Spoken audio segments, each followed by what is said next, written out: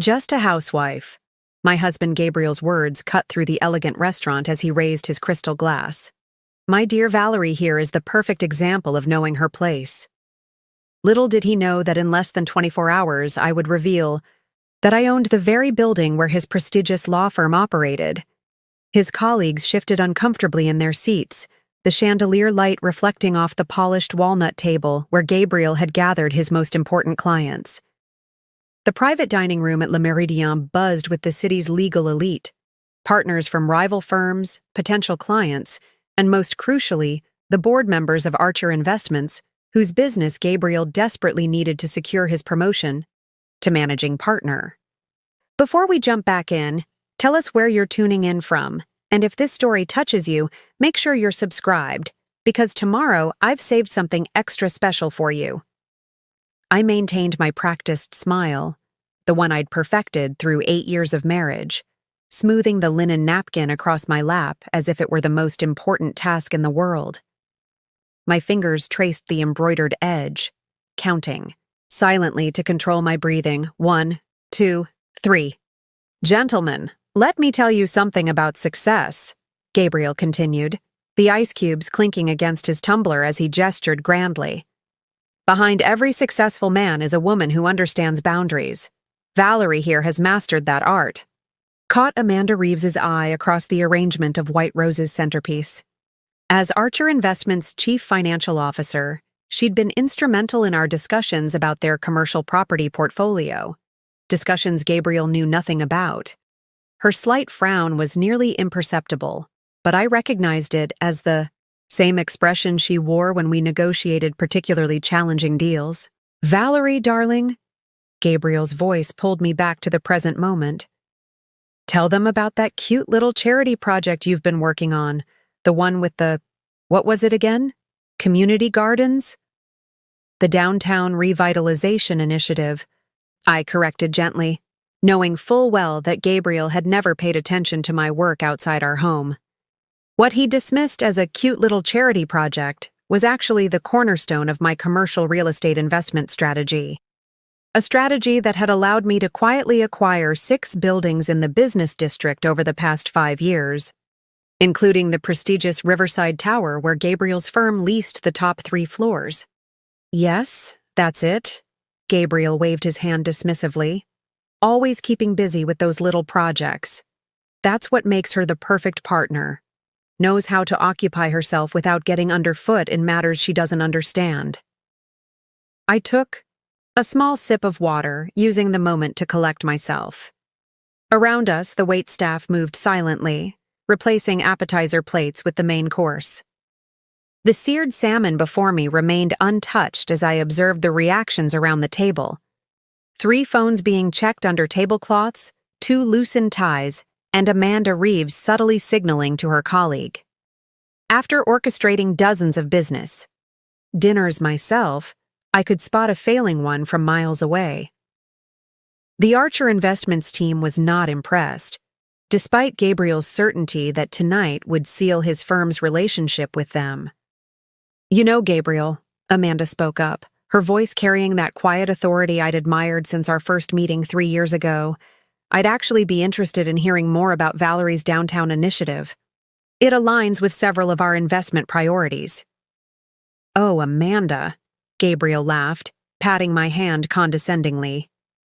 That's very kind of you, but Valerie's project is really just a hobby. Nothing at the scale Archer would be interested in. Now, about the Harrison portfolio our firm has been structuring. I understand you're leasing the top floors at Riverside Tower, Amanda continued, ignoring Gabriel's attempt to redirect the conversation. Beautiful building. We've been looking at similar properties for our commercial division. I felt Gabriel tense beside me. Riverside Tower was the crown jewel of the downtown commercial real estate market, and his firm's lease there was both prestigious and precarious. The 10-year agreement was coming up for renewal in just 3 months, a detail Gabriel had been stressing about privately for weeks. Yes, absolute prime location. Gabriel recovered quickly. We were fortunate to secure it when we did. The owner is quite the mysterious figure, Some private investment group that operates through layers of management companies. Never met them myself, but our firm's location there certainly impresses the clients. My phone vibrated silently in my lap, and I glanced down to see a message from my property manager. Riverside lease renewal documents prepared as discussed. Need signature by tomorrow to proceed with new terms. Actually, Amanda said, her eyes meeting mine briefly, we've heard rumors the ownership might be changing hands soon. Have you received any communication about your lease renewal? Gabriel's smile faltered for just a moment. Nothing definitive, but I'm sure it will be routine. Our firm is the building's anchor tenant after all. They'd be foolish to lose us. If he'd been more observant, he might have noticed the slight smile that crossed my lips, or the knowing look exchanged between Amanda and me. If he'd been less focused on impressing everyone at the table, he might have wondered why the CFO of Archer Investments seemed so interested in his office building rather than his legal expertise. A toast, Gabriel suddenly declared, raising his glass. 2 successful partnerships, both in business and in marriage, though some of us are clearly better suited to one sphere than the other. He turned to me with what he probably thought was an indulgent smile. No offense, darling, but some of us are just meant for bigger things. The business world requires a certain gravitas that you can't learn from planning dinner parties and charity fundraisers. I raised my glass along with the others, my smile never wavering. If Gabriel had been more attentive, he might have noticed it didn't reach my eyes. Speaking of your charity work, Marcus Daniels, Archer's CEO, spoke up. I was at the Chamber of Commerce Gala last month, and your name came up in quite an interesting context. Gabriel straightened, instantly alert. Oh? Was my wife causing trouble again? He laughed, but I could hear the note of uncertainty. Actually, Marcus continued, someone mentioned that the Downtown Revitalization Initiative had secured private ownership of nearly 30% of the prime commercial real estate in the business district. Quite impressive for what did you call it, Gabriel? A cute little charity project? The table fell uncomfortably silent. Gabriel's laugh was strained. There must be some confusion. Valerie organizes community cleanups and fundraisers. Nothing at that scale. He turned. To me, right, darling. All eyes shifted to me. For a brief moment, I considered continuing the charade, the same one I'd maintained for years while building my real estate portfolio under my maiden name. But something in Gabriel's dismissive tone, the absolute certainty with which he defined my capabilities, made something shift inside me. The initiative has grown considerably in recent years, I said carefully, setting down my glass. We've been particularly focused on revitalizing the commercial district through strategic property acquisition. Property acquisition? Gabriel repeated, his brow furrowing. You never mentioned... Mr. Williams, one of the waiters approached our table, addressing Gabriel. There's an urgent call for you at the reception desk. Something about tomorrow morning's court appearance. Gabriel excused himself reluctantly, squeezing my shoulder as he passed.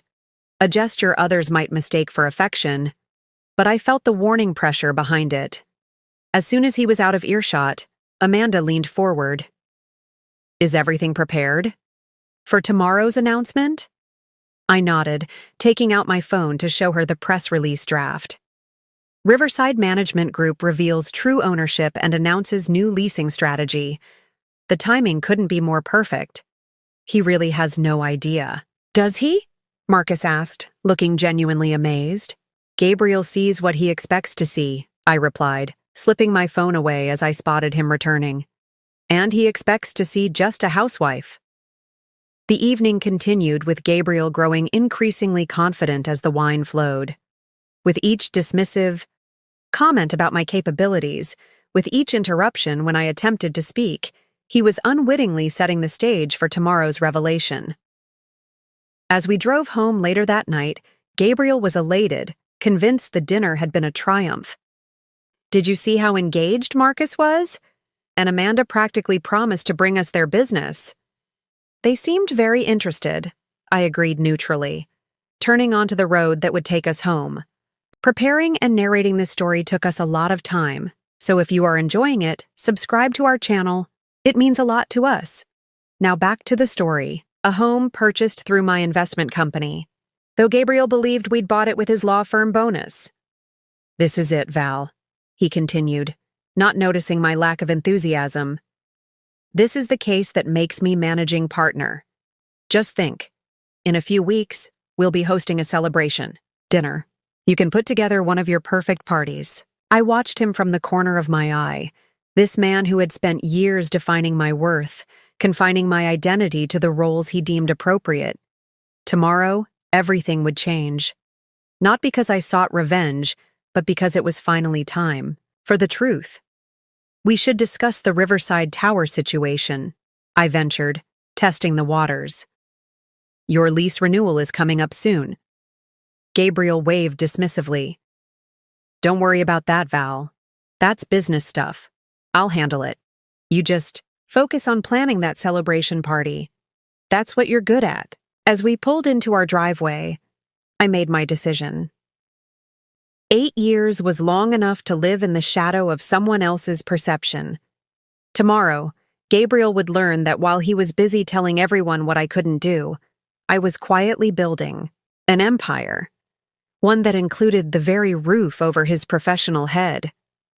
Just a housewife, he'd called me.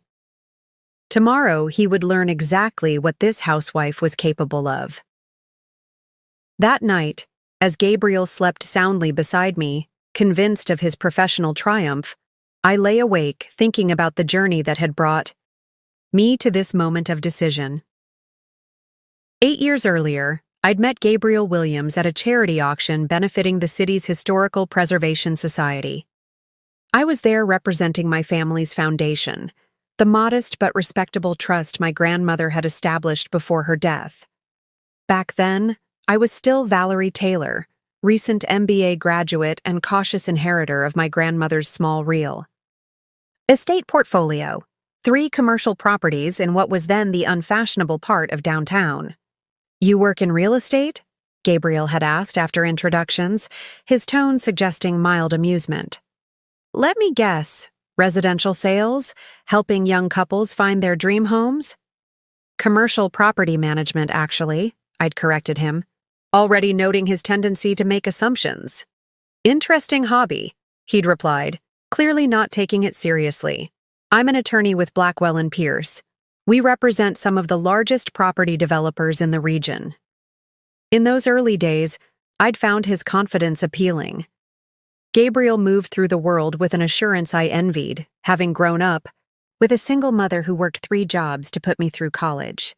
When we married 6 months later, I'd already begun to adapt to his expectations, finding it easier to let him believe what he wanted about my business acumen than to constantly defend my capabilities. "Why fight it?" My business mentor, Eleanor Simmons, had asked when I confided in her about Gabriel's dismissive attitude. "Let him underestimate you. Sometimes being underestimated is the greatest advantage in business." Following her advice, I'd created a separate professional identity. While Gabriel believed I was running a small community foundation, I was steadily building Taylor Holdings, operating under my maiden name with a small, fiercely loyal team who understood the need for discretion. The initial buildings my grandmother left me became the seed capital for a strategic acquisition plan. I focused on undervalued properties in the areas city planners had earmarked for future development. What Gabriel dismissed as my charity work with the Downtown Revitalization Initiative gave me insider knowledge about zoning changes and infrastructure improvements years before they became public. By our 3rd anniversary, my portfolio had tripled. By our 5th, Taylor Holdings owned 12 commercial properties and had minority stakes in 2 development projects. All while Gabriel believed I was keeping busy with foundation work and homemaking. The Riverside Tower acquisition had been my masterstroke, the culmination of 3 years of careful planning. When the opportunity arose to purchase the building housing Gabriel's law firm, I couldn't resist the poetic symmetry. Here was tangible proof of what I'd built while being systematically underestimated.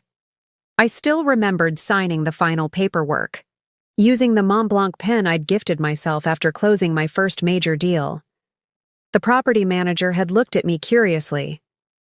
"The primary tenant is Blackwell and Pierce Law," he'd noted. "Any connection?" "Just make sure they receive the standard communications through the management company," I'd replied.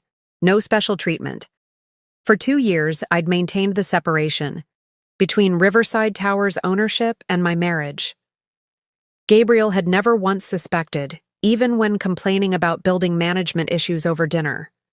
I'd listen sympathetically as he grumbled about lease terms or maintenance requests, offering the supportive responses he expected from a wife, while making mental notes to address valid concerns through proper channels. The deception had never been about revenge or power games. It was simply easier to operate in a world where I wasn't constantly fighting against Gabriel's preconceptions. But somewhere along the way, the distance between my public and private identities had begun to wear on me. The constant code switching, businesswoman by day, just a housewife by evening, had started to feel less like a strategic choice and more like an erasure of my authentic self. I turned in bed, watching Gabriel's peaceful sleeping face in the moonlight filtering through our bedroom curtains. After all our years together, he still didn't truly know me. The question that had been growing in my mind for months now demanded an answer. Was a marriage built on such profound misconception worth preserving? My phone vibrated softly on the nightstand. A text from Amanda Reeves. "Confirmed for 9 a.m. meeting. Press release prepared. Are you still proceeding as discussed?" I typed back a simple yes, then set the phone down, my decision made. The alarm chimed at 5:30 a.m. I slipped out of bed while Gabriel continued sleeping, his late night of celebration ensuring he wouldn't stir for hours yet. By 6:15, I was dressed in my power suit, a tailored navy ensemble I kept in the spare closet, one Gabriel had never seen me wear. I applied my makeup with careful precision, transforming from Valerie Williams, supportive wife, to Valerie Taylor, CEO of Taylor Holdings. The early morning light cast long shadows across our kitchen as I prepared coffee, leaving enough in the pot for Gabriel when he eventually woke. Out of habit, I almost wrote a note explaining my absence.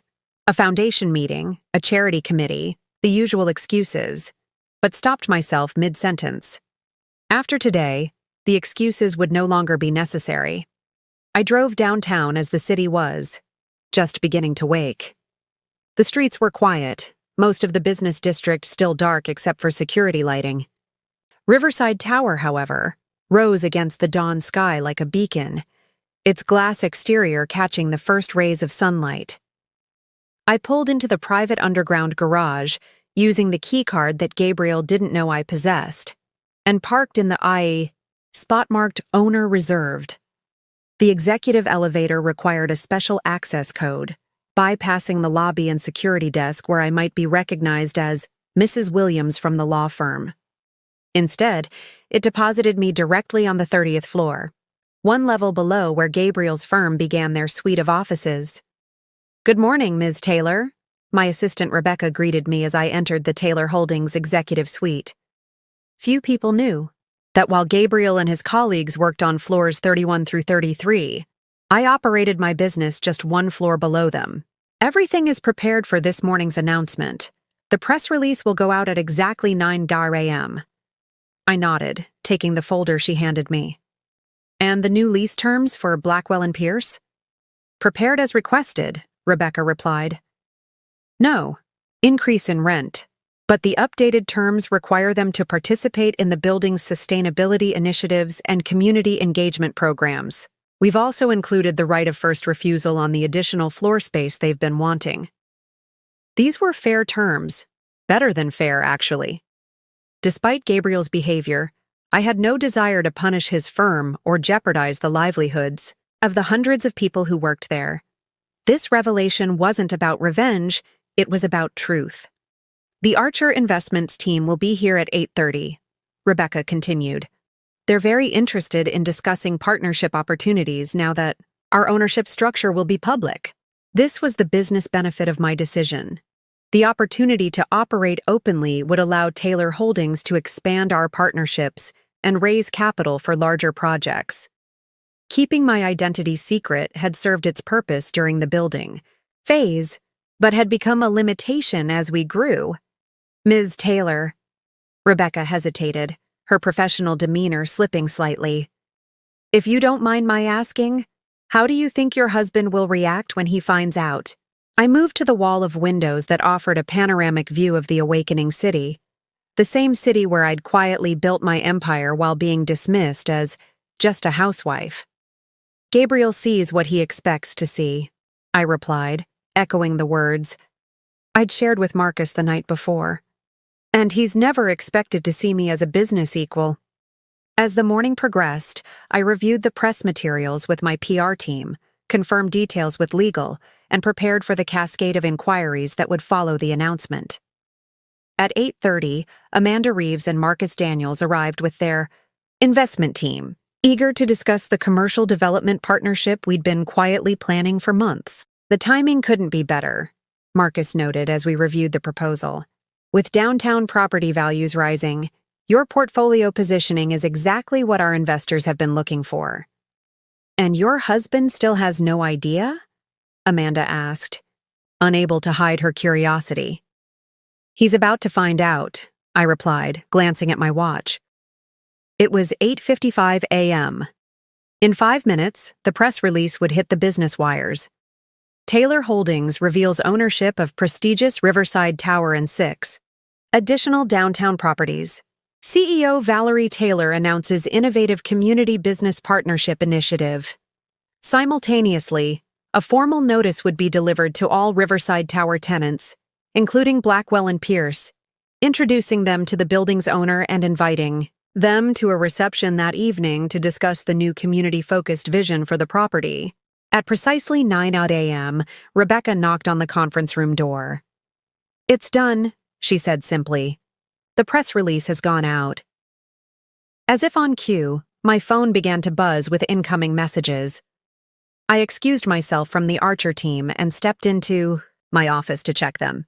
3 were from my executive team confirming media inquiries. 2 were from other building tenants expressing surprise and congratulations, and 1 was from Gabriel.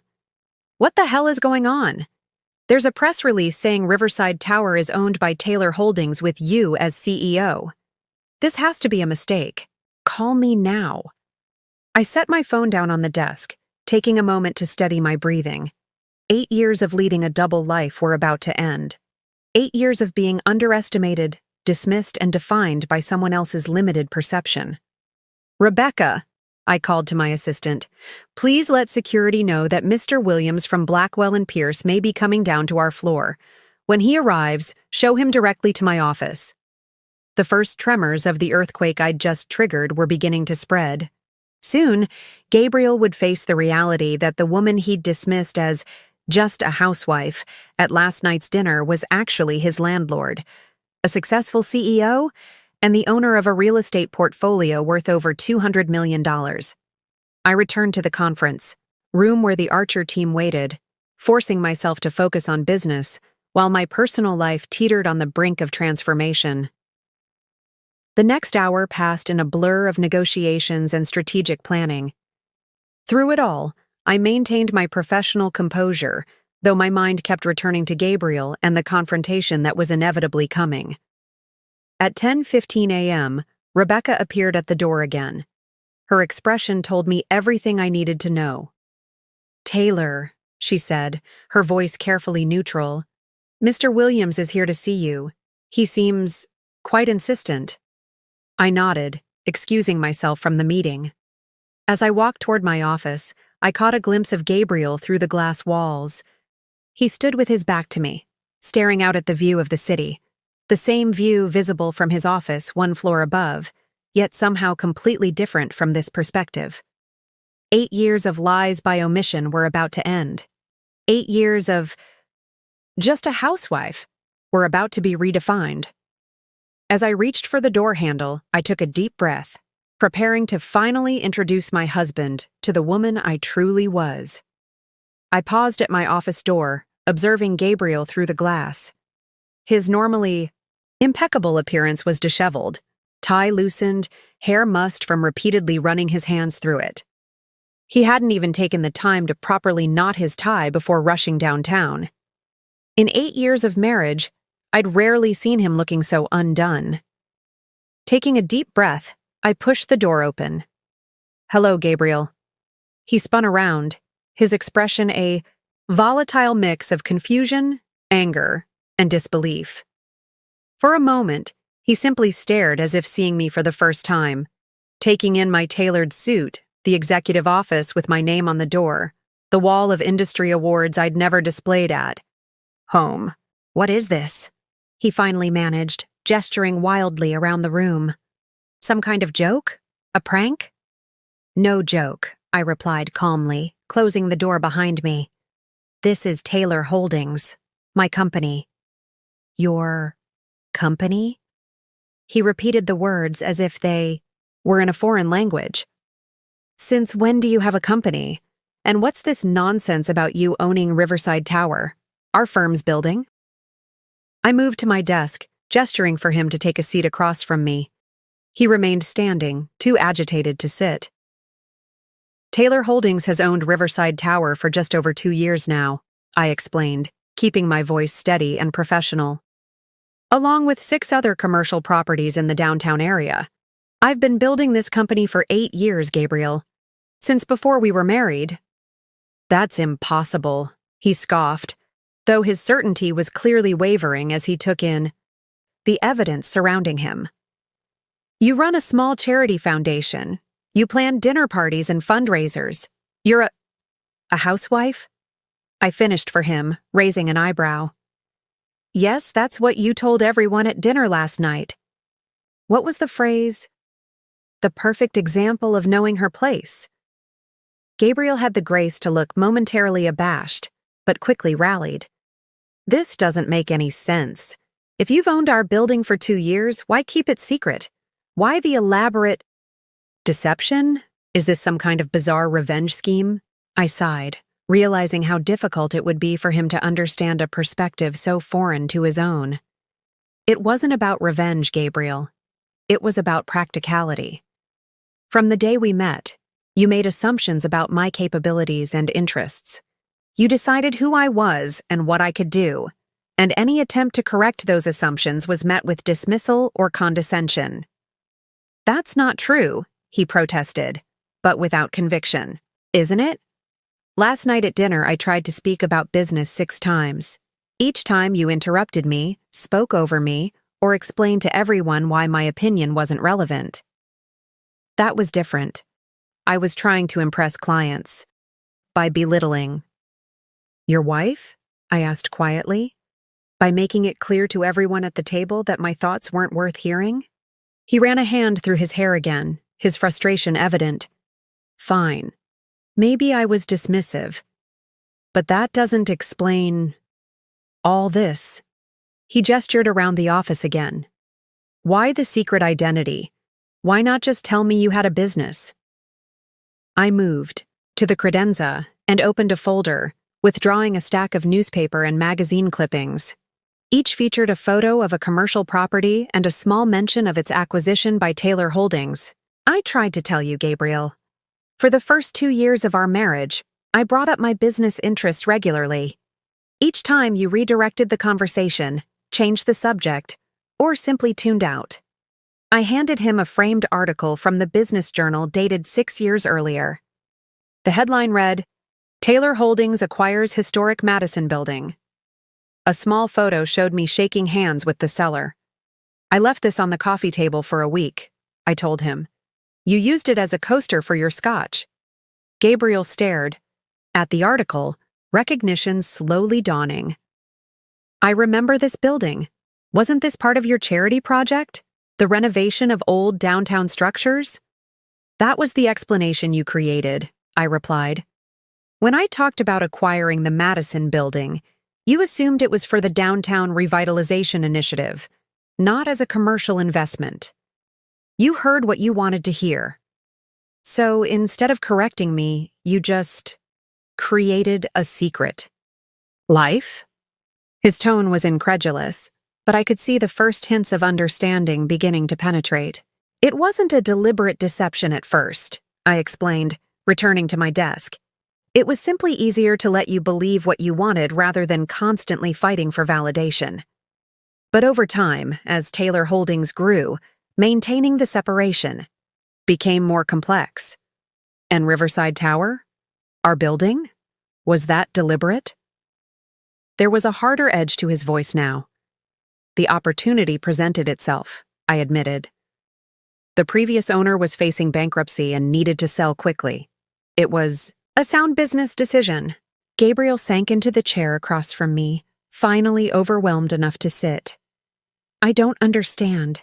If you've been running all this, he gestured vaguely at the office, then what was all that charity work you were always doing? The downtown revitalization initiative? The endless meetings and fundraisers? The initiative is real, I explained. It's the philanthropic arm of Taylor Holdings. We dedicate a percentage of our profits to community improvement projects in the areas where we own property. It's good for the community and good for property values. A win-win strategy. He fell silent, processing this information. I could almost see him reconstructing our 8 years together, reinterpreting countless conversations and interactions through this new lens. All those nights you stayed up working on foundation reports, he said slowly. Quarterly financial statements. Acquisition proposals, development plans, I confirmed. The charity galas where you networked with community leaders.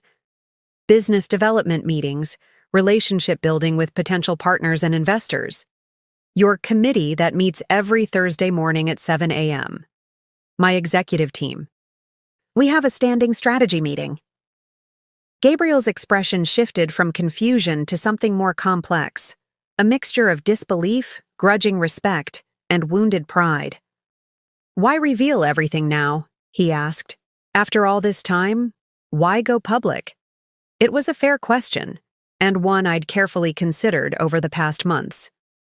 2 reasons, I replied honestly. First, Taylor Holdings has reached a point where operating through shell companies and management firms is limiting our growth potential.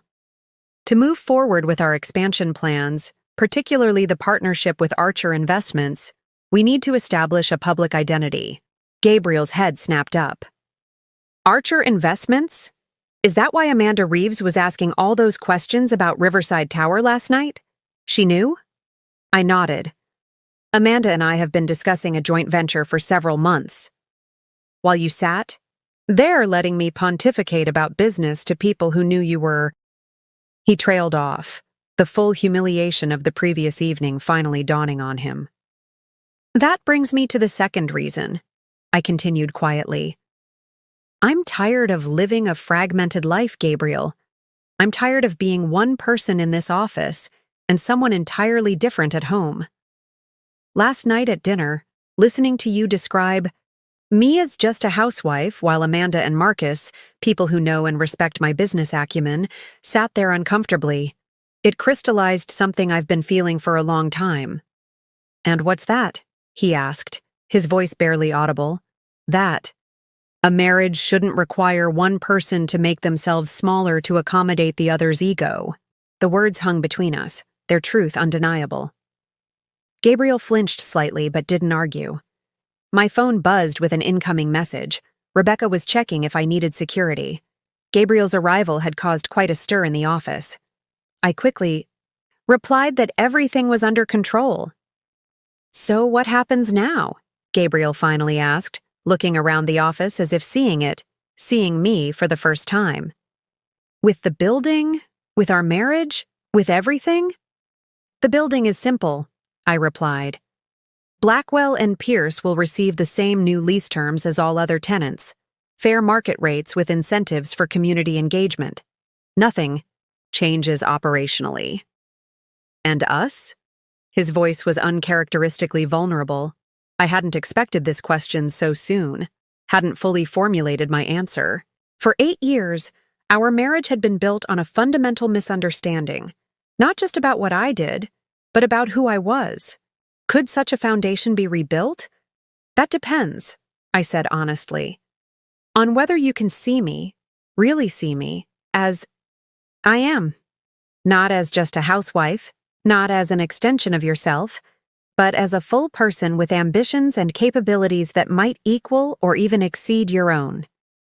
Gabriel's phone began ringing insistently. He glanced at it, then silenced it without answering. "The office is probably in chaos," he said. "The managing partners must have seen the press release by now." "They'll have questions," I acknowledged. "As will the other tenants, the press, and everyone else. That's why we're hosting a reception this evening, to introduce myself properly and outline our vision going forward." "Our vision," he repeated, a hint of bitterness in his tone. "You've had this all planned out, haven't you? Down to the last detail." "Not everything," I countered. "I didn't plan how you would react. I didn't know if you'd be angry, impressed, or simply walk away." "And which would you prefer?" he asked, meeting my gaze directly for the first time since entering my office. The question caught me off guard. In all my planning, I'd focused on the logistics of the revelation, not its aftermath. What did I want from Gabriel? Validation? Apology? Or simply acceptance of who I truly was? "I'd prefer honesty," I said finally. "Real recognition, not performed admiration. I don't need you to be impressed, Gabriel. I just need you to see me." He nodded slowly, then stood. "I need time to process this. Everything I thought I knew about my life, my marriage, it's all different now." "I understand," I replied, also rising. "Take whatever time you need." Gabriel moved toward the door, then paused with his hand on the handle. "The Downtown Revitalization Initiative reception next week, the one you've been planning for months, is that the official launch of our partnership with Archer Investments and the unveiling of our community development plan for the Madison District?" "Yes." He shook his head, a wry smile briefly crossing his face. "You invited all my colleagues. You even had me help with the guest list. Everyone who matters in commercial real estate and property law will be there," I confirmed. "It's an important milestone for Taylor Holdings." And all this time, I thought I was helping with a charity event. He laughed, but there was no humor in it. I've been so blind. As Gabriel left, I remained standing by my desk, experiencing a strange mix of relief and uncertainty. For 8 years, I'd maintained a careful separation between my professional identity and my marriage. Now those worlds had collided, and the aftermath was impossible to predict. My phone buzzed again, Rebecca reminding me that the Archer team was still waiting to continue our meeting. Beyond them, a day full of press inquiries, tenant questions, and strategic planning stretched ahead. The revelation of Taylor Holdings' ownership structure was just the beginning of a new chapter for the company. As for my marriage, that future was far less certain. Gabriel now faced the challenge of reconciling the wife he thought he knew with the business leader who had been operating just one floor below his law firm all this time. Whether our relationship could survive such a fundamental reassessment remained to be seen. I gathered my materials and prepared to return to the conference room, compartmentalizing my personal concerns to focus on business, just as I'd done for years. The difference was that now, finally, I could do so as my complete self, not just a housewife, but Valerie Taylor Williams, in full. The remainder of the day passed in a blur of meetings, press inquiries, and congratulatory calls. By mid-afternoon, the story had been picked up by every major business publication in the city. The headlines varied but carried the same essential message. Secret real estate mogul reveals identity, Taylor Holdings CEO unveils 200-meter portfolio, and my personal favorite from the Business Chronicle, the housewife was a tycoon all along. I'd anticipated media interest, but the personal angle, The fact that I'd built this empire while my husband, a prominent attorney, remained oblivious, had catapulted the story beyond business news into human interest territory. My phone had been ringing constantly with requests for interviews, profiles, and television appearances. The Wall Street Journal wants to do a feature, Rebecca informed me, handing over yet another message slip, and 3 women's business magazines have called about cover stories. I nodded, adding it to the growing pile on my desk. My PR team was carefully vetting all requests, prioritizing those that would highlight Taylor Holdings' business strategy rather than sensationalizing my personal life. Still, I knew the dual narrative was impossible to avoid completely. At 4:30 p.m., I finally had a moment alone in my office. The Archer Investments team had departed with a signed letter of intent for our partnership. Legal had reviewed all the bonds. Tenant communications regarding the ownership revelation and preparations for the evening's reception were well underway in the building's atrium. I allowed myself a moment to breathe, swiveling my chair to face the windows. The late afternoon sun cast a golden glow over the city skyline. My city, the landscape I'd been quietly reshaping for years while being dismissed as inconsequential. My phone buzzed with a text from Gabriel. "Will you be home tonight or staying?" At the reception, the message carried more weight than its simple words suggested. Would I be coming home to our shared space, or had today's revelation irrevocably altered that arrangement too? I hadn't decided yet. Reception ends at 9. Not sure after that. Need time to think, I replied honestly.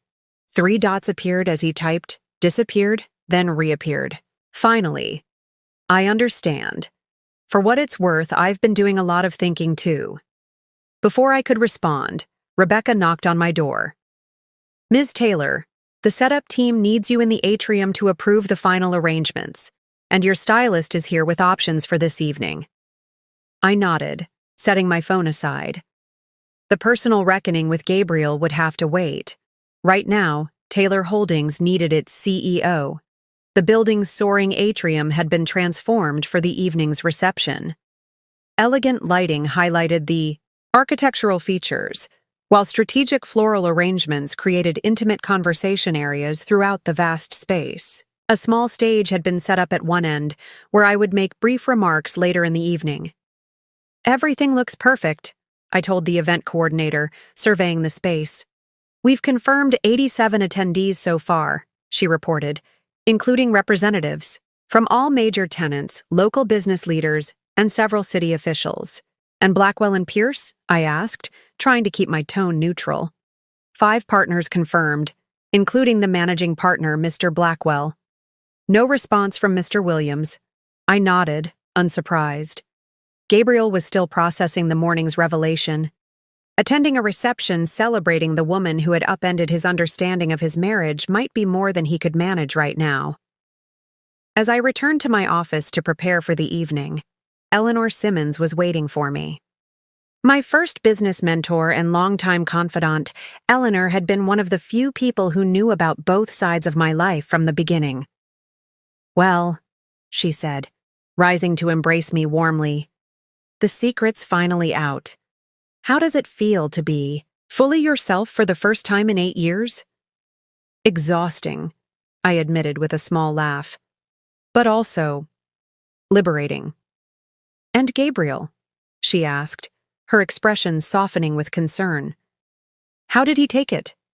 I sank into the chair beside her, suddenly grateful for the presence of someone who understood the full complexity of my situation. "About as well as you'd expect," I replied. "Shocked, confused, a bit angry. Mostly, I think his pride is wounded." Eleanor nodded knowingly. Men like Gabriel build their identities around being the provider, the knower, the protector. Learning that his wife not only didn't need that protection, but was actually operating at a level that exceeded his own, that's a fundamental challenge to his self-concept. "I never meant to humiliate him," I said quietly. "That wasn't the point of any of this." "I know that," Eleanor assured me. "The question is whether he can come to understand it too." We were interrupted by the arrival of my stylist with several outfit options for the evening's reception. Eleanor excused herself, promising to return for the event, leaving me to transform once again. This time from CEO Valerie Taylor to public figure Valerie Williams Taylor, making her debut in both business and social circles as her complete self. The reception began at 6:30 p.m. Standing in the private elevator that would take me to the atrium, I felt a momentary flutter of nerves. For years, I'd operated in the shadows, building relationships one-on-one, letting my results speak for themselves. Tonight would be different, a public declaration of who I was and what I'd built. The doors opened, and I stepped into my new reality. "Ms. Taylor," the building manager greeted me, using my professional name for the first time in a public setting. "Everyone is eager to meet you." The next 2 hours passed in a whirlwind of introductions, congratulations, and business discussions. I moved through the crowd, speaking with tenants who were just discovering that the woman they'd occasionally seen in the elevator was actually their landlord, networking with business leaders who were reassessing their understanding of the city's commercial real estate landscape, and reassuring investors that Taylor Holdings' public emergence would only strengthen our market position. Throughout it all, I kept finding myself scanning the room for Gabriel. Despite our complicated situation, some part of me had hoped he might appear, if not to support me, then at least to begin the process of reconciling the wife he thought he knew with the business leader now commanding the attention of the entire room. At 8:15 p.m., I was speaking with the city's economic development director when I saw a familiar figure enter the atrium. Gabriel stood just inside the entrance, surveying the scene with an unreadable expression. He'd changed from his earlier disheveled appearance into an impeccably tailored suit, the one he reserved for court appearances and important client meetings. Our eyes met across the crowded room, and for a moment, everything else seemed to fade into the background. Then Amanda Reeves approached him, saying something that drew his attention away. I watched as she introduced him to Marcus Daniels and several other Archer executives, pulling him into what appeared to be a serious business conversation. "Ms. Taylor," the event coordinator touched my elbow gently. "We're ready for your remarks whenever you are." I nodded, directing my focus back to the task at hand. The personal drama with Gabriel would need to wait. Right now, I had a company to formally introduce to the world. Taking my place at the podium, I surveyed the gathered crowd. Business leaders who had dismissed me at countless social events now looked up with newfound respect. Building tenants who had dealt with my management company without ever knowing who owned their office space listened attentively. And at the back of the room, slightly apart from the others, stood Gabriel, my husband, who was seeing me truly, for the first time. "Good evening," I began, my voice steady despite the emotions swirling beneath the surface. "For many of you, this reception is an introduction. For others, it's a reintroduction under very different circumstances. I am Valerie Taylor Williams, founder and CEO of Taylor Holdings." I paused, allowing the reality of that statement to settle over the room. 8 years ago, I began acquiring undervalued properties in this city's downtown core, starting with a small portfolio inherited from my grandmother. Today, Taylor Holdings owns 7 commercial buildings, including Riverside Tower, and has minority stakes in 4 development projects currently underway. Murmurs of approval rippled through the audience as I outlined the company's growth and our vision for the future. The partnership with Archer Investments, our community development initiatives, and our commitment to revitalizing the downtown area through sustainable, people-centered design. Some of you may be wondering why I chose to operate in relative anonymity until now, I continued, addressing the question everyone had been too polite to ask directly. The answer is simple. I wanted our properties and our business practices to speak for themselves, without preconceptions or assumptions influencing how our work was perceived. My gaze found Gabriel's across the room. He was watching me intently, his expression still unreadable. But there comes a point when remaining in the shadows limits what you can accomplish. Taylor Holdings has reached that inflection point. To fully realize our vision for this city's future, we need to step into the light, build transparent partnerships, and engage openly with the community we serve. As I concluded my remarks and opened the floor for questions, I noticed Gabriel slipping out a side door. My heart sank slightly, though I maintained my professional composure through the Q&A session that followed. By 9:30 p.m., the reception was winding down. I'd spoken personally with nearly every attendee, answered countless questions about Taylor Holdings' future plans, and scheduled follow-up meetings with several potential partners. By any business measure, the evening had been an unqualified success. And yet, as the last guests departed and the cleanup crew began breaking down the event, I felt a lingering sense of incompletion. The professional revelation had gone according to plan, but the personal reconciliation remained unresolved. "Congratulations," Eleanor said, joining me as I gathered my things. "You've officially arrived as a public figure in this city's business community." "Thank you," I replied, mustering a smile. "For everything, your mentorship, your discretion all these years, your support today." Eleanor studied me carefully. "You're thinking about Gabriel." It wasn't a question, but I nodded anyway. "He left without saying goodbye." "Give him time," she advised gently. "This is a lot for anyone to process, especially someone as prideful as your husband." I checked my phone. No messages, no missed calls. "I'm not sure where to go from here," I admitted. "Home feels complicated right now." "My guest house is always available," Eleanor offered. "Or you could stay in a hotel tonight.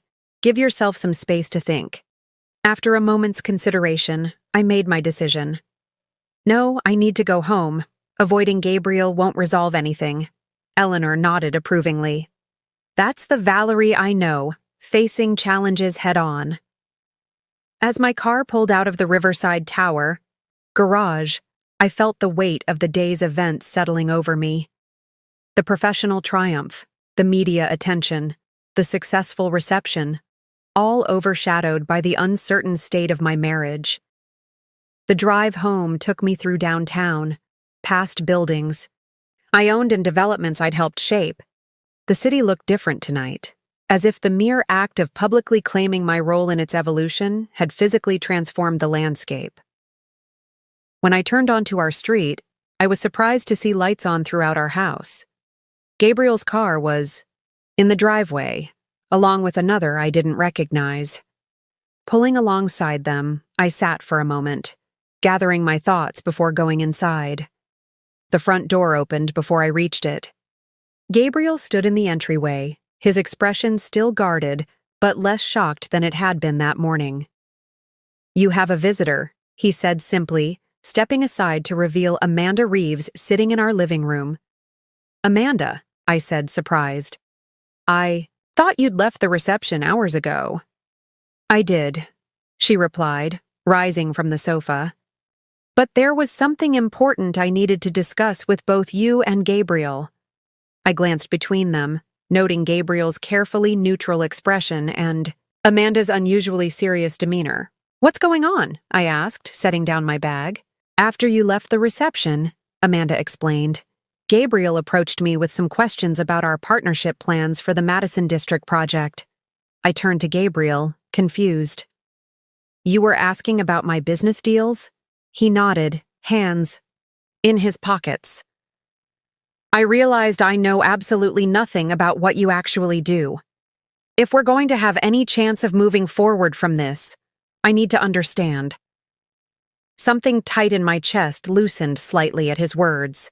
Not forgiveness, not reconciliation, but a willingness to learn. It was more than I had dared to hope for just hours earlier.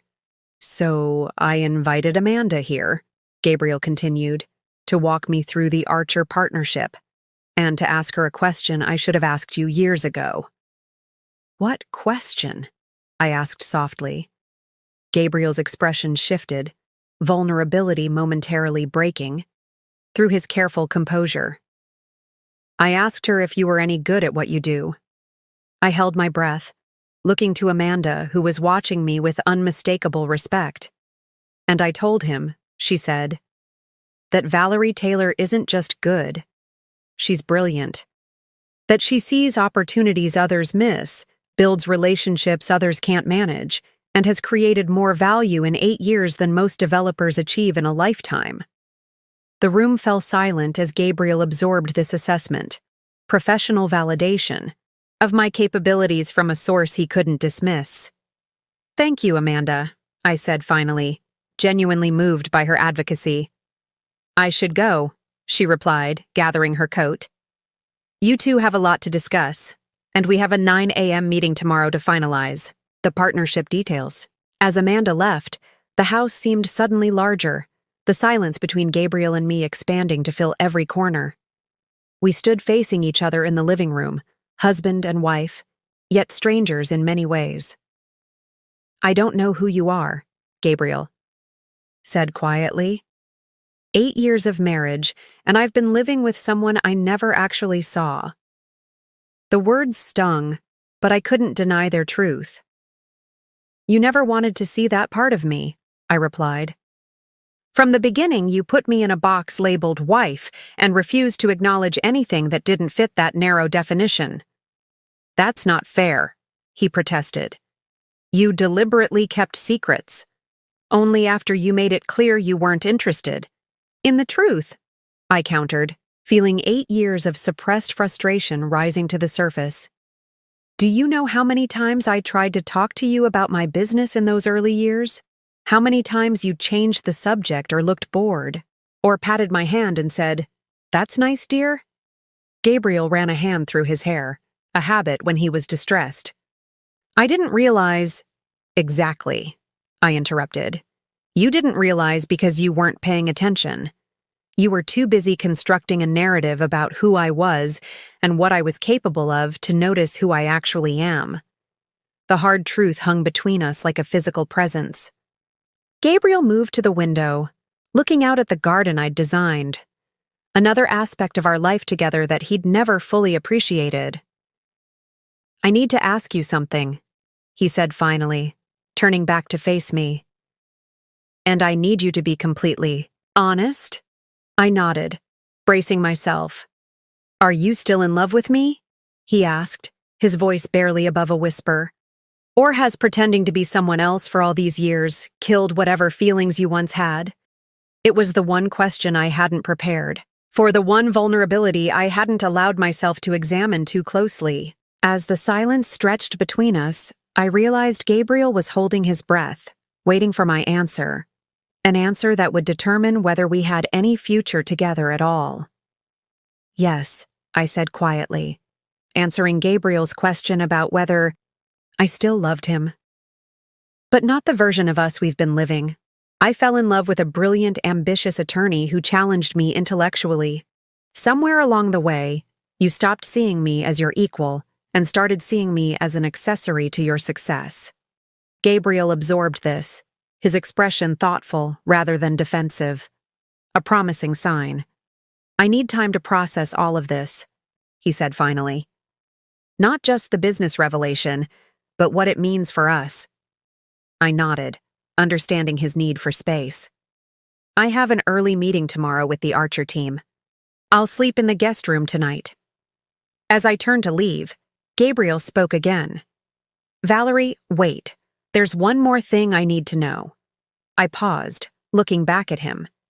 "If I hadn't dismissed you so thoroughly at that dinner last night, would you have gone through with the public revelation today? Was that the final straw?" It was a perceptive question, one that cut to the heart of my decision-making process. "The business announcement was already scheduled," I replied honestly, "but I might have prepared you privately first if last night hadn't been such a stark reminder of how you see me." He nodded, accepting this truth. "Good night, Valerie." "Good night, Gabriel." Sleep eluded me that night, my mind racing with the implications of the day's events.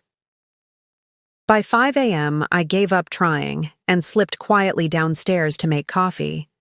To my surprise, Gabriel was already in the kitchen, staring out the window at the garden beginning to emerge in the pre-dawn light. "Couldn't sleep either?" I asked, moving to the coffee maker. He shook his head. "Too much to think about." We worked around each other in silence, the familiar domestic choreography at odds with the profound shift in our relationship.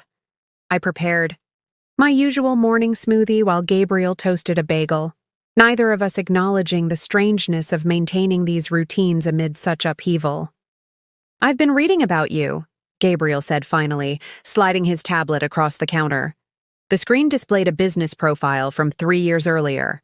"Rising force in commercial real estate. Taylor Holdings reshapes downtown landscape." "Research," he explained, seeing my questioning look. "I spent half the night trying to understand what you've built." "And?" I prompted, curious about his conclusions.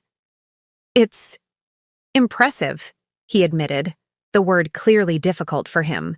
"The Madison District redevelopment strategy, the sustainability initiatives, the community integration model. These aren't small achievements, Valerie." "Thank you," I replied, genuinely appreciating his acknowledgement. "It's taken years of careful planning."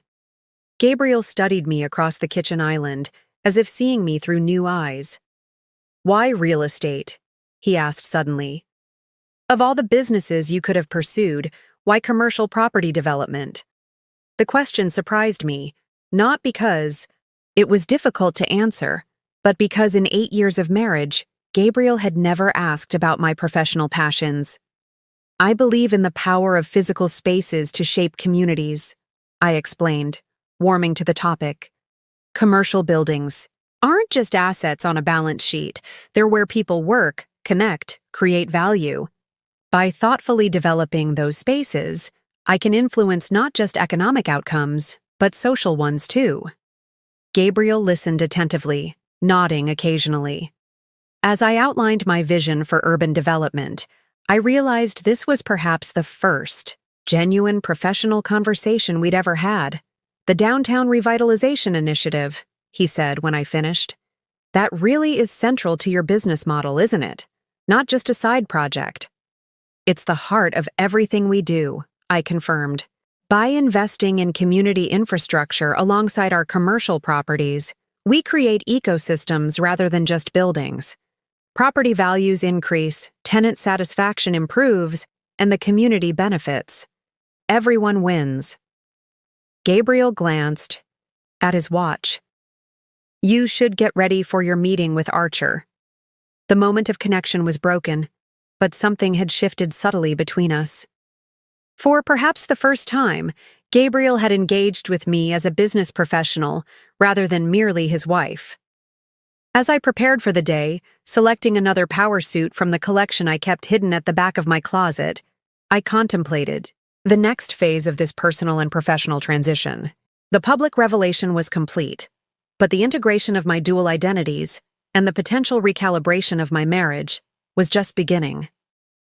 By 8:30 a.m., I was back at Riverside Tower, reviewing final documentation for the Archer partnership with my legal team. The press coverage continued to expand, with national business publications now picking up the story. My PR director had organized the inquiries into categories, allowing me to focus on those that aligned with our strategic objectives. "The Business Journal wants to do a feature on women in commercial real estate, with you as the centerpiece," she reported. "And Commercial Property Monthly is requesting an exclusive on the Madison District Development Plan." I approved both, along with several other strategic media opportunities, while declining those that focused primarily on the personal angle. My goal was to establish Taylor Holdings' business credibility, not to become a celebrity. At 9 a.m. sharp, the Archer Investments team arrived for our partnership finalization meeting. Amanda Reeves greeted me warmly, followed by Marcus Daniels and their legal counsel. "You've certainly made a splash," Marcus commented as we walked to the conference room. "My phone hasn't stopped ringing with people asking if I knew about your double life." "And did you?" I asked, curious about his response. He smiled slightly. "I told them I've always made it a point to know who I'm doing business with," which is true, just not the whole truth. The meeting proceeded efficiently, with both teams reviewing the final partnership structure for the Madison District development. Taylor Holdings would contribute the land and oversee construction, while Archer would provide financing and handle tenant acquisition. The resulting mixed-use development would transform 5 city blocks of previously underutilized space into a vibrant urban hub. As we concluded, Amanda pulled me aside. "How are things at home?" Gabriel seemed processing when I left last night. "It's complicated," I acknowledged. 8 years of misconception isn't easily resolved. She nodded sympathetically. "For what it's worth, I think he was genuinely trying to understand your work. The questions he asked were thoughtful, not defensive." This insight warmed me unexpectedly. Perhaps there was more potential for growth in our relationship than I dared to hope. Back in my office, I found a message from Eleanor Simmons requesting lunch. Given everything happening, I almost declined. But Eleanor had been my guide through every major business decision for the past decade. Her perspective would be valuable now more than ever. We met at a small bistro several blocks from Riverside Tower, a discreet location where we could speak freely. "The business world is positively buzzing about you," Eleanor observed as we settled at our table. "Valerie Taylor, the secret real estate mogul. You've become an overnight sensation." "Hardly overnight," I replied with a wry smile. "More like 8 years in the making. And how are you handling the transition? Being fully visible after so long in the shadows?" I considered the question carefully. "It's liberating. Exhausting but liberating. No more code switching between worlds. No more careful omissions and half-truths." Eleanor nodded, studying me over her reading glasses. "And Gabriel? How is he adapting to discovering his wife has been a successful CEO all along?" "He's trying," I said, surprising myself with the assessment. "Last night and this morning, he actually asked about my business, not to criticize or dismiss, but to understand." "That's promising," Eleanor commented. "Many men in his position would retreat into wounded pride or anger." "There's been some of that too," I admitted, "but also genuine curiosity about what I've built. It's more than I expected, honestly." "So what's your strategy moving forward?" Eleanor asked, shifting into the mentor role that had guided me through countless business challenges, both professionally and personally. It was the question I'd been contemplating since the revelation. What did I want from this new phase of my life, now that my professional accomplishments were public? What kind of relationship did I want with Gabriel, if any? "Professionally, the path is clear," I began. "The Archer Partnership launches the Madison District development, which becomes the showcase for Taylor Holdings' integrated community development model. We leverage the current media attention to establish our brand identity, then focus on execution rather than publicity." Eleanor nodded approvingly. "And personally?" "That's less clear," I admitted. "Part of me wants to simply walk away, start, fresh with my identity finally intact. But another part wonders if Gabriel and I could build something new, something authentic, now that the deception is behind us." "What would that look like?" Eleanor pressed, always pushing me to envision concrete outcomes rather than abstract possibilities. I thought about our brief connection that morning, the first genuine professional conversation we'd ever shared. "Equality," I said finally. "Real partnership, not the one-sided arrangement we've had. Gabriel seeing me, really seeing me, as his equal in capability and ambition. No more diminishing comments, no more public undermining." "And do you think he's capable of that transformation?" Eleanor asked, her tone neutral but her eyes sharp. It was the critical question, the one that would determine whether our marriage had any future. "I don't know," I answered honestly. "But I think I need to give him the opportunity to try." Eleanor considered this, then nodded slowly. "A conditional second chance, with clear expectations and boundaries." "Exactly," I confirmed, feeling the strategy crystallize as we discussed it. "I can't change how Gabriel sees me, Only he can do that. But I can be clear about what I will and won't accept moving forward. As we finished lunch, I felt a growing sense of clarity. The professional path forward was straightforward. Execute our business plan, leverage the current attention to strengthen our market position, and continue building Taylor Holdings' reputation for innovative urban development. The personal path was more complex, but at least I now had a framework for approaching it. I would give Gabriel the opportunity to know the real me, to adapt to this new reality, but with clear expectations about how I deserved to be treated. If he couldn't make that adjustment, I was prepared to move forward alone.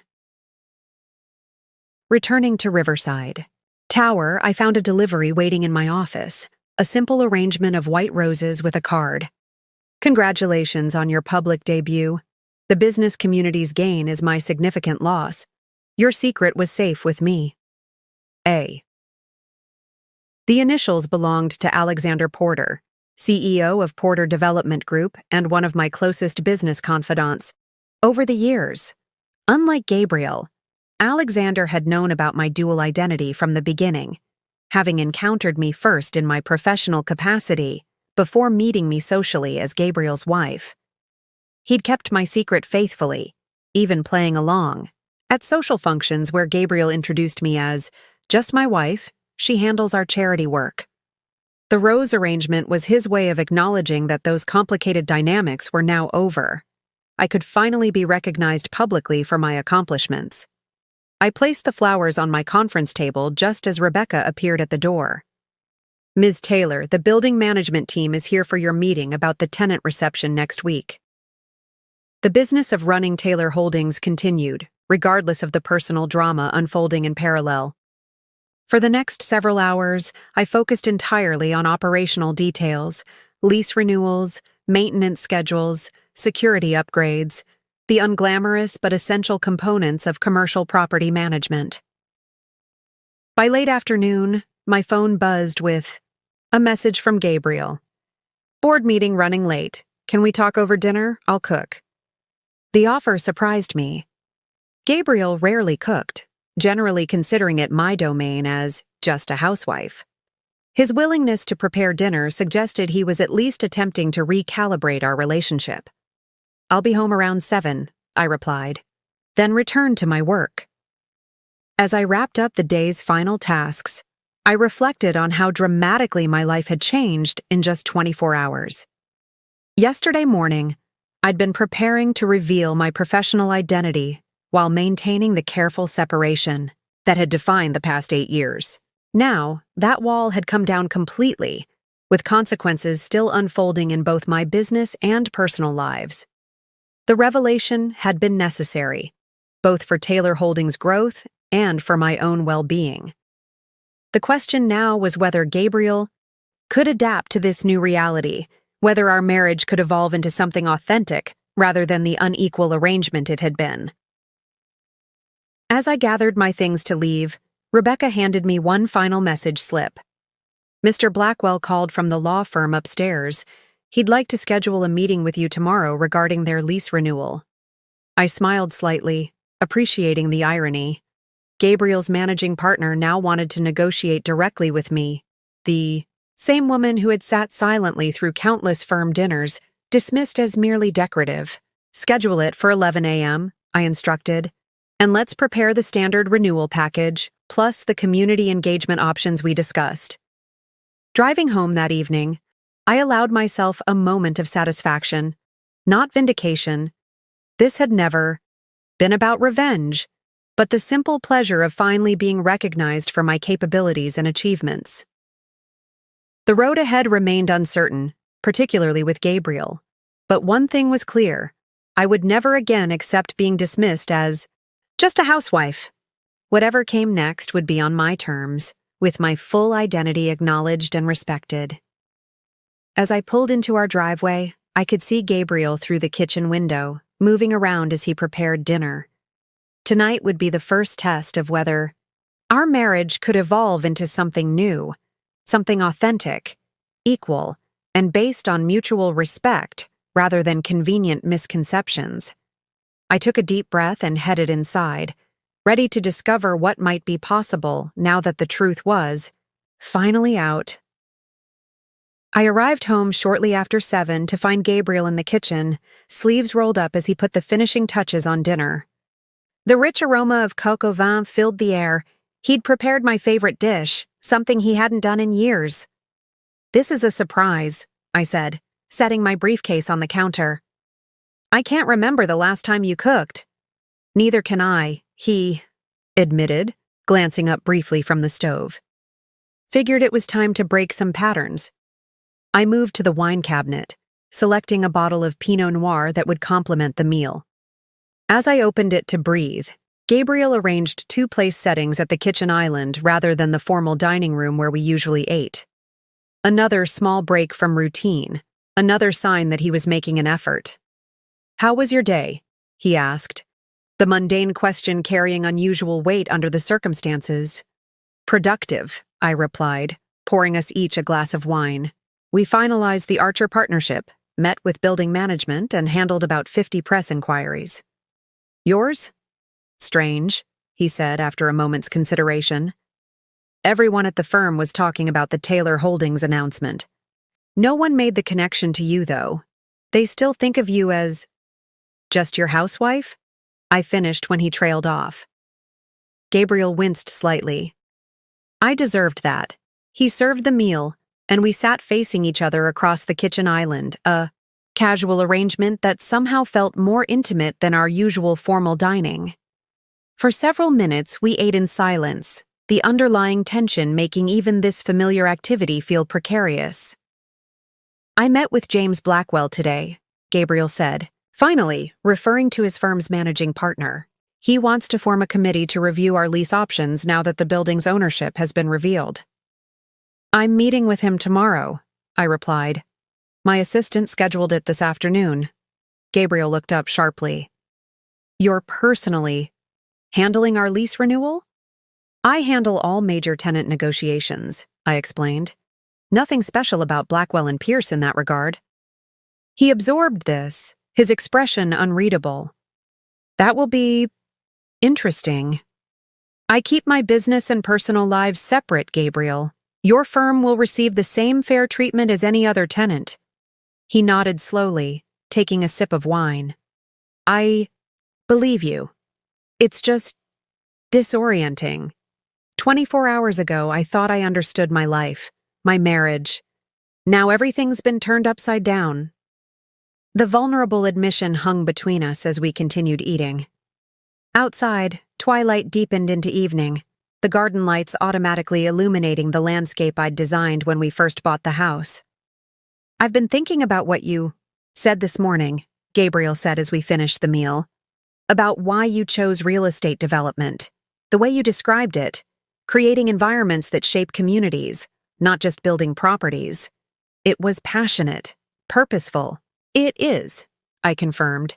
"I've never seen it as just a business." "I realize now that I never asked," he continued, his gaze fixed on his wine glass. "In 8 years of marriage, I never once asked what drives you professionally. I just assumed that. I didn't have professional drives," I finished for him. "That planning charity galas and dinner parties fulfilled my ambitions." Gabriel didn't deny it. "I've been thinking about why I so completely failed to see who you really are. At first I wanted to blame you for the deception, but the truth is more uncomfortable than that." He rose, carrying our empty plates to the sink, in another break from our usual division of household labor. "The truth," he continued, his back to me as he rinsed the dishes, "is that I liked the version of our marriage where I was the accomplished one, the provider, the success story. It was comfortable, believing I was the one with the important career while you handled our domestic life." The admission cost him visibly, his shoulders tense as he placed the dishes in the dishwasher. "Thank you for acknowledging that," I said quietly, appreciating the difficult self-reflection he was demonstrating. Gabriel turned back to face me, leaning against the counter. "I keep thinking about all those business dinners where I dismissed your contributions, changed the subject when you tried to share ideas, or worse, used you as an example of knowing your place. How did you stand it for so long? It was the question I'd been asking myself for years, one that had grown increasingly difficult to answer as Taylor Holdings expanded and my professional accomplishments accumulated in parallel with my growing dissatisfaction at home. At first, it was simpler to let you believe what you wanted, I explained. Your assumptions about me made your life neater, and confronting them seemed unnecessary when I could just build my business separately. But over time... Over time? Gabriel prompted when I trailed off. Over time, the gap between who I was with you and who I was in my professional life became harder to bridge. Every time you introduced me as just my wife, or dismissed my thoughts in public, it felt like a small erasure of my true self. Gabriel flinched but didn't interrupt. Last night at dinner was just the culmination of years of those small erasures, I continued. Hearing you mock the idea that I could understand business while sitting across from people who actually report to me professionally, something finally broke. The kitchen fell silent as Gabriel absorbed this. Through the windows, I could see the moon rising over our carefully landscaped garden, another part of my life where I'd allowed him to believe his narrative rather than assert my own vision. "Where does that leave us?" he asked finally, voicing the question that had been hovering unspoken between us since the revelation. "I don't know," I answered honestly. "Part of me wants to believe we could start fresh, build a relationship based on who we truly are rather than who we've pretended to be. But another part wonders if the patterns are too deeply established, the damage too extensive." Gabriel nodded, accepting this uncertainty. "For what it's worth, I'd like to try. Not to save the marriage we had. I see now that it was built on false premises, but to discover if there's something authentic possible between the real you and the man I hope I can become." It was more than I'd expected, a genuine acknowledgement of the problem and a willingness to change rather than defensive justification or wounded pride. "What would that look like to you?" I asked, curious about his vision for this potential new beginning. Gabriel considered the question carefully. "Honesty for a start. No more convenient fictions or comfortable assumptions. I want to know who you really are, professionally and personally. And equality," I added. "Real partnership, not the unbalanced arrangement we've had." "Yes," he agreed. "Though I expect that will be the harder adjustment for me, truly seeing you as my equal in ambition and capability, rather than reflexively assuming I know better." His self-awareness was promising, suggesting he might actually be capable of the transformation our relationship would require. "It won't happen overnight," I cautioned. 8 years of patterns don't change in a day." "I know," Gabriel acknowledged, "but last night's dinner was a wake-up call I desperately needed. Watching you today at that reception, seeing how respected you are in the business community, it forced me to confront how completely I've misjudged you and what that says about me." We moved to the living room, carrying our wine glasses, the kitchen tasks left unfinished, another small departure from our usual routine where I would have insisted on cleaning up immediately. Sitting across from each other, the physical distance between us mirroring the emotional space we were navigating, I considered Gabriel's proposal. Could we truly build something new from the ashes of our previous understanding? Or would old patterns inevitably reassert themselves once the shock of revelation faded? "I'm willing to try," I said finally. Not to return to what we had, but to explore what might be possible now that the truth is out. "But I need you to understand something important." Gabriel looked at me attentively, waiting. "I won't diminish myself again," I stated clearly. "I won't pretend to be less than I am, professionally or personally, to make you comfortable. If we move forward, it has to be with my whole self visible and valued." "I understand," he replied, his expression serious. "And I wouldn't want you to. I've spent the day reading about what you've built with Taylor Holdings. It's extraordinary, Valerie. I'd be a fool to ask you to hide that light again." Outside, a gentle rain began to fall. droplets illuminated by the garden lights as they pattered against the windows. The sound created a cocoon of intimacy around our conversation, a private space to contemplate this potential new beginning. "One day at a time," I suggested, setting my empty wine glass on the coffee table. "No grand promises or dramatic declarations, just honest effort to see each other clearly and build something authentic." Gabriel nodded, accepting these terms. "One day at a time," he echoed. As we sat in companionable silence, watching the rain transform our garden into a glistening wonderland, I felt a cautious optimism taking root. The revelation of my professional identity had been necessary, not just for Taylor Holdings' growth, but for my own integrity and well-being. Whether Gabriel and I could transform our marriage remained to be seen, but for the first time in years, I felt fully present in my own home, no longer divided between competing versions of myself. Whatever came next, I would face it as my complete, authentic self, never again just a housewife, but Valerie Taylor Williams in full. The next morning arrived with a sense of purpose. I woke early, my mind already mapping out the critical day ahead.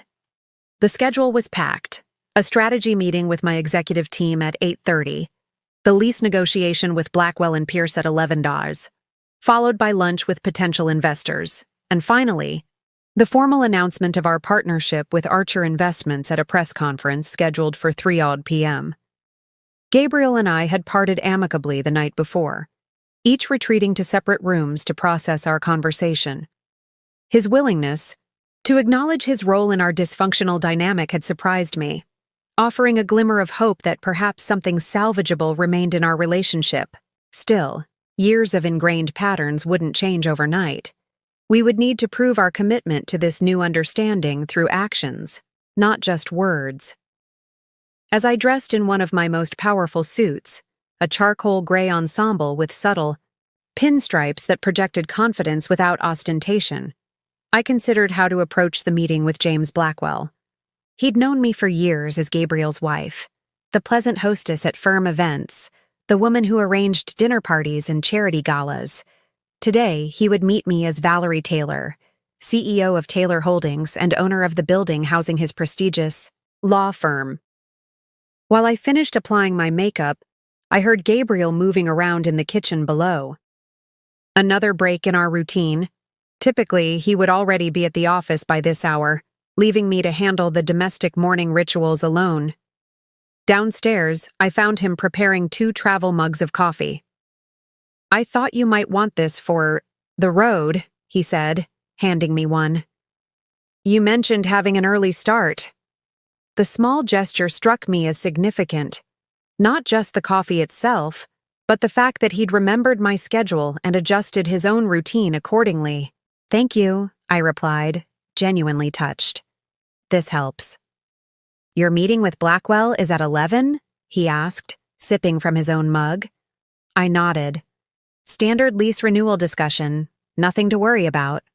"I'm not worried," Gabriel said, surprising. Me again. "James can be intimidating in negotiations, but something tells me you've handled tougher adversaries." Was that respect in his tone? The subtle acknowledgement of my professional capabilities felt unfamiliar coming from him, but welcome nonetheless. "A few," I acknowledged with a small smile. "Your firm will receive fair terms, Gabriel. No special treatment, positive or negative." "I know," he replied. "That's who you are. Fair, strategic, focused on the big picture. I just never applied those observations to your professional identity because I didn't believe you had one." The honest self-assessment was another promising sign. Gabriel wasn't just saying the right things. He seemed to be genuinely reckoning with his previous blindness. We left the house together, another departure from our usual separate morning departures. As we reached our cars, Gabriel paused. "Good luck today with the Archer announcement. From what I read, it's a significant coup for Taylor Holdings."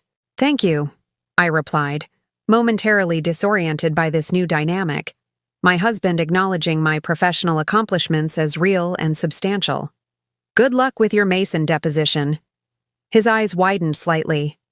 "You remembered about that?" "Of course," I said simply. "Just because you didn't see my career doesn't mean I wasn't paying attention to yours." We parted with an awkward moment of hesitation, neither of us quite ready for the casual goodbye kiss that had once been automatic, yet both sensing that our standard formal nod no longer fit either. Eventually, Gabriel settled for a gentle touch on my arm before heading to his car. The drive downtown gave me time to mentally transition from the personal complexities at home to the professional challenges awaiting me at Riverside Tower. By the time I pulled into my reserved parking space, I was fully focused on the day's strategic objectives. "Morning, Ms. Taylor." Rebecca greeted me as I entered the executive suite. "The team is ready in the conference room, and I've prepared the Blackwell & Pierce lease renewal package as requested." I nodded, setting my briefcase on my desk and taking the folder she offered. Inside was the standard lease renewal agreement we offered all tenants, along with our community engagement options. Initiatives ranging from pro bono legal services for neighborhood organizations to participation in sustainability programs. Within the building, no special terms, but also no punitive conditions. Exactly what any other valued tenant would receive. The morning strategy meeting progressed efficiently, with each department head reporting on their progress integrating our newly public identity into their operations. Our marketing director presented updated branding materials that would roll out across all properties by the end of the month. The finance team outlined preliminary responses from investors now that our ownership structure was transparent. Legal reviewed potential regulatory considerations given our expanded public profile. Throughout it all, I maintained the calm, decisive leadership style that had built Taylor Holdings from a small portfolio into a significant market force. If my team noticed any distraction from the personal upheaval of the past 24 hours, they gave no indication. At 10:45, Rebecca appeared at the conference room door. "Mr. Blackwell and his team have arrived early.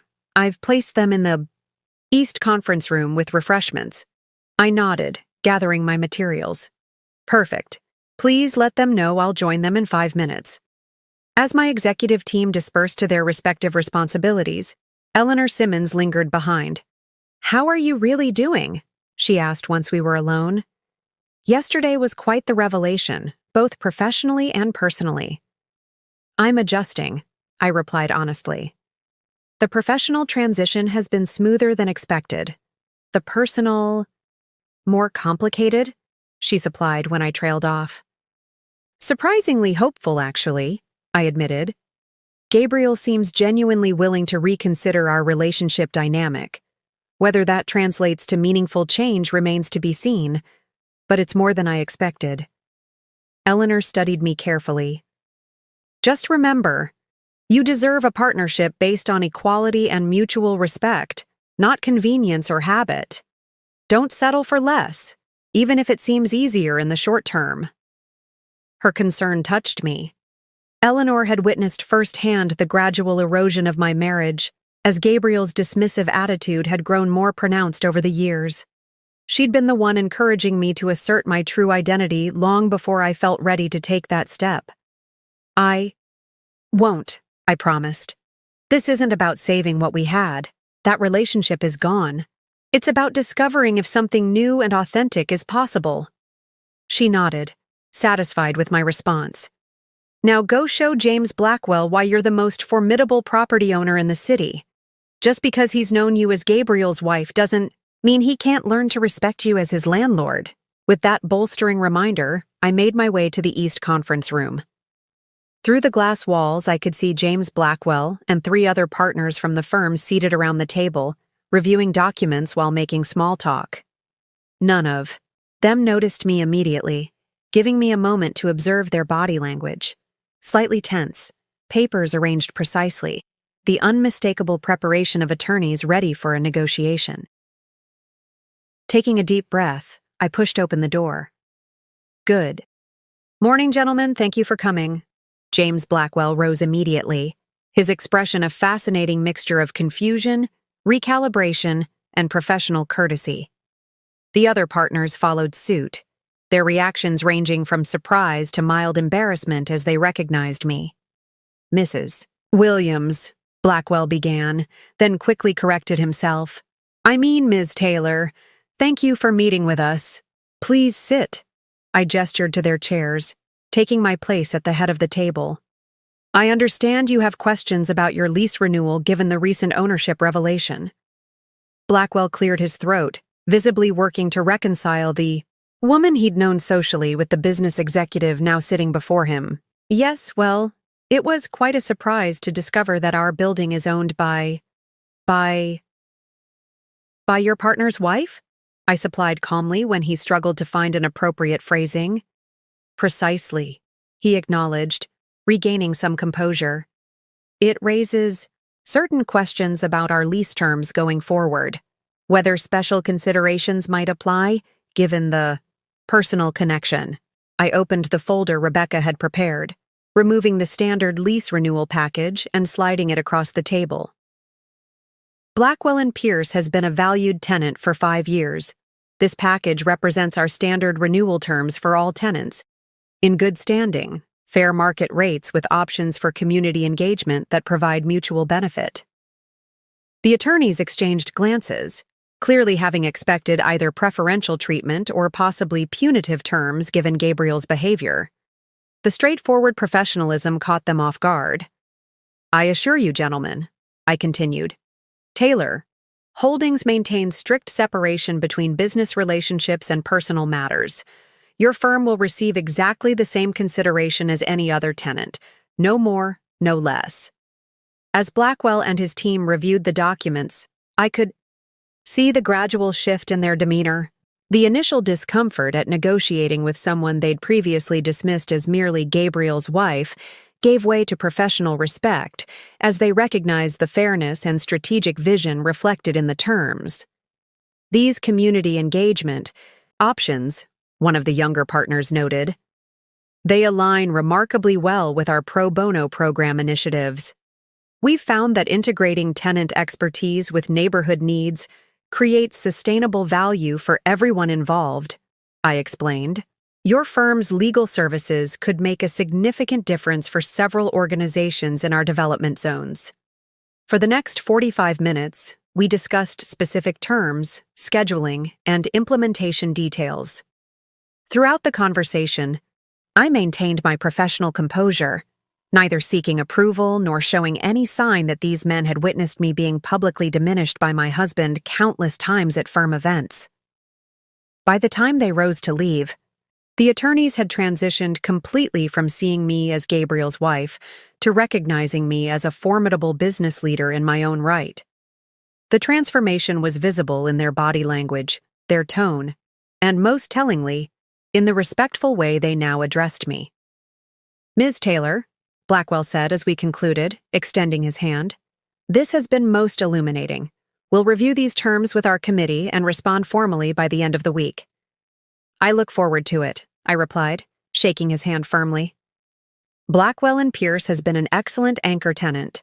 I hope we can continue our relationship on these new, more transparent terms. As they filed out, I noticed Gabriel standing in the hallway, having apparently just finished a meeting of his own in another conference room. He exchanged brief greetings with his colleagues before approaching my door. How did it go? He asked, lingering in the doorway. Professionally, I replied simply, I think Mr. Blackwell has finally recognized that I understand lease terms and market valuations after all. Gabriel winced slightly at the reminder of his previous dismissiveness, but nodded. I saw his expression as they left. You impressed? Him. The observation wasn't framed as surprise or disbelief, but as simple acknowledgement of my capability, another small but significant shift in our dynamic. The Archer announcement is at 3? He asked, changing the subject. I nodded. Press? Conference in the atrium. Gabriel hesitated, then asked, would it be inappropriate if I attended? Not as your husband necessarily, but as a tenant with interest in the building's future developments. The request surprised me. Was this another gesture of recognition? An attempt to publicly acknowledge my professional identity after years of diminishment? That would be fine, I replied carefully. All tenants are welcome. As Gabriel left to return to his firm's offices upstairs, I allowed myself a moment of reflection. The morning had gone exactly as planned professionally, with each piece falling into place for Taylor Holdings' continued strategic positioning in the market. The personal terrain remained more uncertain, but Gabriel's small gestures of respect and recognition suggested at least the possibility of genuine change. With the Blackwell meeting successfully concluded, I turned my attention to the afternoon's critical announcement. The Archer partnership represented not just a significant business expansion, but also the first major public initiative of Taylor Holdings' new transparent era. Everything about today's press conference, from the positioning to the messaging, to my own presentation, would set the tone for this next chapter of my professional life. As I reviewed my talking points one final time, I felt a sense of alignment I hadn't experienced in years. The compartmentalization that had defined my existence was dissolving, allowing me to bring my full self to every aspect of my life. Whatever happened with Gabriel, this integration of my personal and professional identities was something I would never relinquish again. The press conference announcing the Taylor Holdings partnership with Archer Investments was scheduled to begin in 15 minutes. The building's atrium had been transformed into a media venue, with a small stage, professional lighting, and rows of chairs already filling with journalists, business leaders, and community representatives.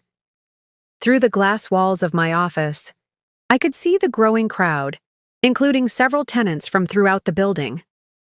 My PR director handed me the final press packet for review. "Everything's ready, Ms. Taylor. We've positioned the announcement to emphasize the community development aspects of the partnership, rather than just the financial details. It aligns perfectly with your vision." I nodded approval, scanning the document one last time. The partnership with Archer would transform the Madison district from an underutilized collection of aging properties into a vibrant, mixed-use neighborhood with affordable housing, green spaces, and sustainable commercial development. It represented everything I'd been working toward, not just profitable growth but meaningful community impact. "Ms. Taylor," Rebecca appeared at the door. "It's time." As I gathered my notes and smoothed my jacket, I caught a glimpse of Gabriel, entering the atrium below. He was speaking with Amanda Reeves, their conversation appearing relaxed and professional. When Amanda pointed toward my office, Gabriel glanced up, meeting my gaze across the distance. He offered a small nod of encouragement, subtle but genuine.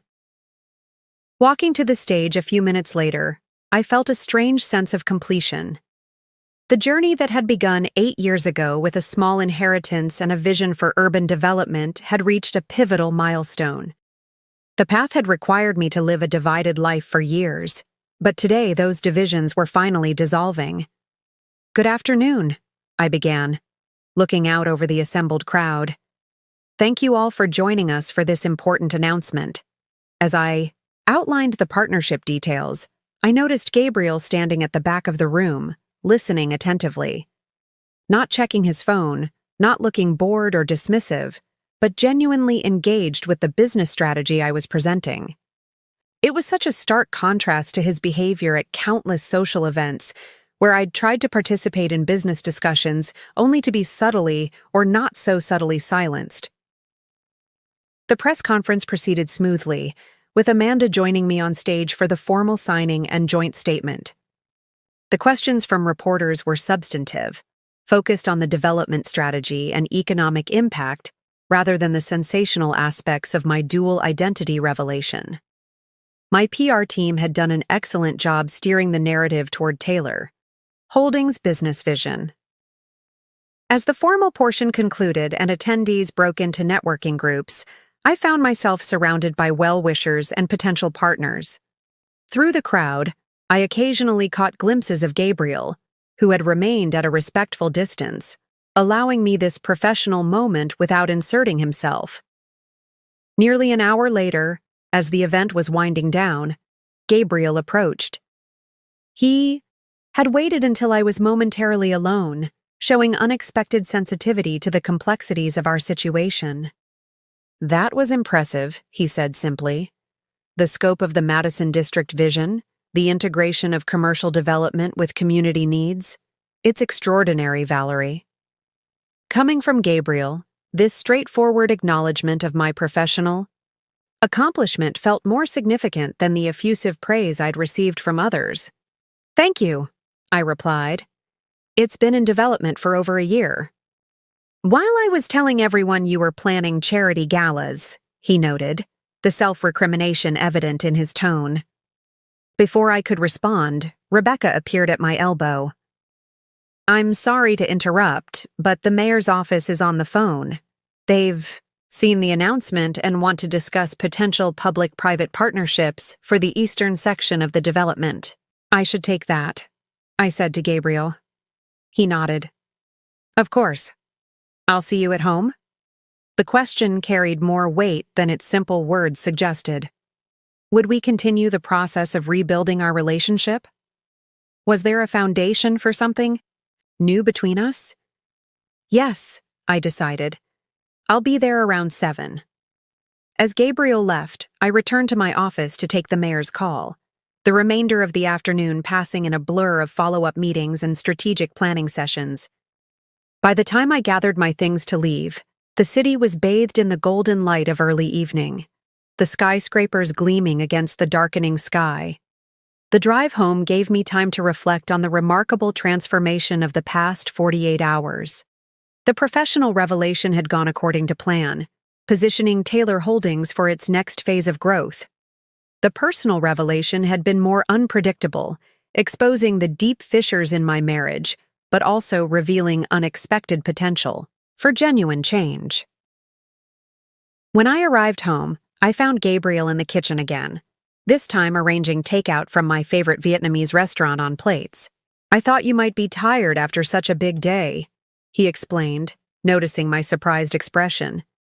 Seemed simpler than cooking. The consideration behind the gesture touched me. Once again, Gabriel was demonstrating through actions rather than words that he was willing to recalibrate our relationship. We ate at the kitchen island, sharing details of our respective days. For the first time in our marriage, Gabriel asked thoughtful questions about my business strategies and listened attentively to my responses. In turn, I engaged with his description of a complex legal challenge, offering perspectives that he considered with genuine interest rather than reflexive dismissal. It was a simple dinner conversation, yet revolutionary in its mutual respect and authentic engagement. As we cleared the plates together, another small but significant break from our established patterns, Gabriel paused, his expression growing serious. "I've been thinking about something all day," he said. "When you revealed your ownership of Riverside Tower, you could have used that leverage against me, against the firm. After years of dismissive treatment, no one would have blamed you for some measure of retribution. But you didn't. You offered fair terms, professional courtesy, respect." I considered his observation. Revenge was never the point, Gabriel. I didn't build Taylor Holdings to prove something to you or anyone else. I built it because I love creating spaces that transform communities, because I'm good at seeing potential where others don't. The revelation was about authenticity, not retribution. He nodded slowly. "That's what I realized today, watching you, at that press conference. This isn't just a business for you, it's a passion, a calling. And I completely missed it for 8 years because I couldn't see beyond my own preconceptions." The frank admission hung between us, more powerful in its honesty than any elaborate apology could have been. "I can't change the past," Gabriel continued, after a moment. "I can't undo years of dismissing your capabilities or treating you as less than my equal. But I can promise you this. I will never make that mistake again. If you're willing to try building something new between us, I'm committed to seeing you, really seeing you, as you are. It was the most genuine moment we'd shared in years, perhaps ever. The protective walls I'd constructed to compartmentalize my life were fully down now, allowing me to be present as my complete self. I'd like that, I replied simply. Not a return to what was, but something new. Equal, authentic, honest. Equal, authentic, honest, he repeated, nodding. A fresh start. 3 months later, I stood at the podium during the groundbreaking ceremony for the Madison District development, the culmination of years of careful planning now becoming reality. In the front row sat Gabriel, watching with genuine pride as I outlined Taylor Holdings' vision for the project. Our marriage was still evolving, the new dynamic requiring constant attention and occasional course corrections. There were moments when old patterns threatened to reassert themselves, times when Gabriel automatically began to interrupt me, or when I instinctively held back my opinions. But each time we recognized these slips and recalibrated, committed to building a relationship based on mutual respect rather than convenient misconceptions.